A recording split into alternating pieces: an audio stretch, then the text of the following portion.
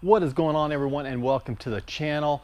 Today I want to talk about muscle trucks. And I'm not talking about the muscle truck that you can go and build in your garage. Anybody can take and buy a Chevy Silverado, tear the motor out, tear the suspension down, upgrade everything, and make a 1,000 horsepower beast. Yeah, anybody can do that, but I'm talking about muscle trucks that you could buy from the manufacturer, specifically from the big three, Dodge, Ford, and Chevy. Ones that were mass produced for the mass market. And quite honestly, I don't think there's enough muscle trucks in the world. I don't think we have enough. I wish we had a better market for that. Unfortunately, there's not right now. Who knows, maybe someday things could change.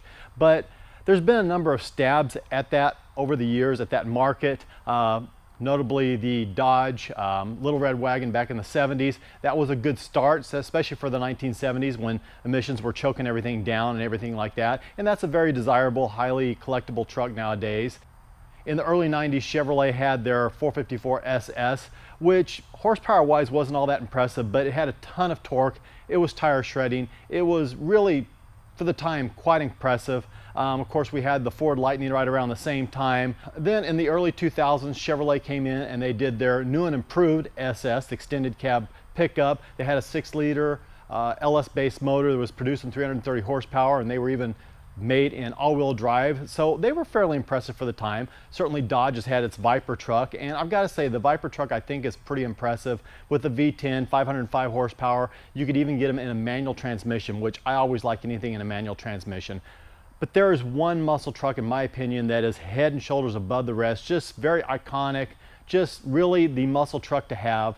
Of course, if you know me, you know exactly what I'm talking about. That's right, ladies and gentlemen, I am talking about the second generation Ford Lightning. This happens to be my very own right here, and I know what you're gonna say. Mike, you own one, of course you're biased. Yeah, that's true, but still, it's my video, we're gonna go with it. You know, truthfully, this body style has never been anything that I have been overly fond of. If you guys know, my mom owns a 2001 Ford F-150, same body style, basically same truck, same setup and everything like that. And I was never overly fond of it. I mean, it's an okay truck, it served me well and everything like that, but I just never really was a big fan of the body style. But this truck I like. I've never been a fan of the sport side, the flare side, the step side, whatever someone wants to call it, but this has that, and actually I think it really looks great. The truck itself just looks great. It's got a nice stance, although it could come down a couple of inches. That's just me personally, but it is a nice looking truck. Now, for those that aren't familiar with the power plant and the setup on this truck, it's a 5.4 liter V8 with a supercharger on top. This particular one was rated at 380 horsepower and 450 pound-feet of torque, which most people would agree was probably a little conservative by Ford. I think they were probably a little closer to 400 horsepower and, you know, probably approaching a little closer to 500 pound-feet of torque stock. This particular one does have a pulley upgrade, it does have a cold air intake and a tune, and so it's probably a little closer to 400 at the wheel and maybe a little closer to 500 at the wheel in torque. But it's just a great truck. It's just a very nice, fun truck. I've driven this truck to and from Sacramento. I've taken it on trips. I've used it. I've hauled things in it. And I really do. I love the truck. I kind of bought it on a whim, to be honest with you, thinking that I just wanted to get my fix. I wanted to scratch that itch. And I've actually held on to the truck much longer than I anticipated. And I really have no plans to sell it. It's a fun truck. Now, interior-wise, basic same setup from this era, but if you look, it's got the SVT specific seats, specific upholstery setup. It's got the white face gauges, which tells you there's a little something different going on there. And right there, there's the magic that makes it all happen. See how that V8 kind of sits back in behind the firewall, and you've got that really beautiful supercharger sitting on top. I think from the factory, we're developing about 10 pounds of boost. This one's a little bit more than that with the upgraded pulley. So it pulls very, very nicely. But really the cool thing about these trucks is the driving experience. Now with this one, with the upgraded pulley, the cold air intake, you definitely get a little bit more of that supercharger whine, and anybody who's anybody's gotta love the supercharger whine. It is just intoxicating. I absolutely love it. You can hear this thing just going down the road at just above idle speeds, and then once you step into it, it starts building boost and it will shred the tires, quite honestly. I've got to really be very cognizant of how I drive this truck, or it can get away from me pretty quickly. When I first got the truck, it was having difficulty pulling it past about 85, 90 miles an hour, maybe around 100. It would just start shutting down on me. And come to find out, it had never been tuned for the pulley, so I had that taken care of. And then there was also an issue with the intercooler. Wasn't working, it was all clogged up. Once I got all that taken care of, this truck will pull all the way up to the basically speedometer's limit and beyond. And it's really very impressive. It's a truck that if you don't know what you're pulling up next to, it can surprise a few Mustangs and Camaros out there, no doubt about it, and it looks good doing it. As a matter of fact, I think we need to take this thing around the block and just, you know, demonstrate that for you. All right, let's fire this bad boy up. That's one thing about it, it's not really aggressive as far as the exhaust. This thing doesn't have any aftermarket exhaust, no headers or anything like that. It's still got its cats on it, so it passes smog. I think it's got like a MagnaFlow muffler on it, which gives it a little deeper rumble, but for the most part, it's all stock, like I said, with the exception of the pulley and the cold air intake.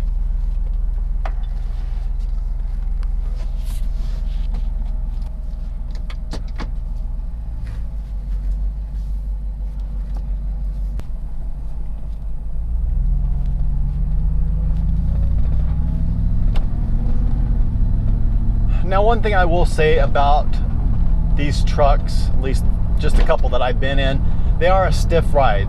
They're definitely a stiffer ride. The suspension's definitely set up much different than a regular F-150 of this era. But that doesn't bother me. I mean, I don't know if I'd want to go like on cross-country trips in this truck, but like I said, I've spent a couple hours behind the wheel and it really hasn't bothered me. It's been fairly comfortable. Definitely likes fuel, but I've never really worried too much about fuel mileage, and it's not a daily driver, so I'm not concerned about that. This truck, this particular one, it's nice enough to where it shows well, but it's still, I guess, rough enough for me that I don't mind if I have to take it out in the rain, I will, or get it a little dirty or dusty or haul things with it. That's what I use it for. It's kind of my backup vehicle. If my daily driver goes down, I'll drive this truck. I actually have a buddy of mine that's owned like 4 of these, and you know, he'll have one and he'll sell it and then he'll end up getting another one, and I can see why he always goes back to them. Like I said, the truck's really grown on me. I didn't really think that I was going to like it as much as I do. I didn't think I was going to keep it this long. I really thought I'd have it a few months and I'd send it on its way, I'd trade it, I'd sell it, and you know, certainly for the right price or the right deal I would let it go, but I'm not looking to let it go. I really just like the truck. About the only thing that I would like to do to it is maybe get it lowered a little bit. I think it would look better down just maybe a couple inches lower than it is right now. But I mean, listen to that supercharger. And that's under moderate acceleration. You can hear it. It sounds amazing. It's got good firm shifts. The truck itself has about 155,000 miles on it, but the motor itself is about 30,000. It was replaced right around 125. So just really a fun truck. You know, guys take these things and modify them all the time and build big horsepower, impressive numbers, take them to the track and race them, and they do really well. All right, so everybody wants this.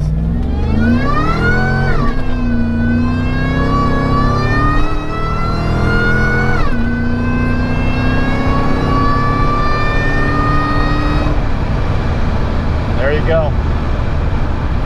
That was definitely pedaling it in low gear.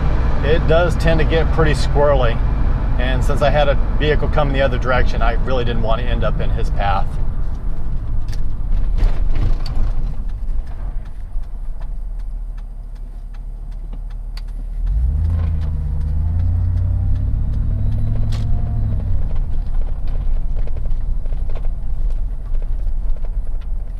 So there you have it. Best mass-produced muscle truck so far, in my opinion. And please understand, I have driven a few. I've driven the newer Chevy SS, the one with the 6-liter LS motor, and it was okay. It certainly didn't impress me the way this one does. I've also driven the Viper truck. I forget what year it was, but it was a 6-speed manual. It was the regular cab, not the crew cab. And you know, it was fun, it was cool, it moved well, but I don't really know that it impressed me as much as this truck, to be honest with you. Nice truck, but I just don't think it impressed me nearly as much as this truck. So that's my opinion. Tell me what you think. I would love to hear your thoughts. I would love to hear your opinion. Please leave me a comment down below. As always, don't forget to like, share, and subscribe. All my pertinent information will be in the description below. And as always, God bless, take care, have an absolutely amazing day.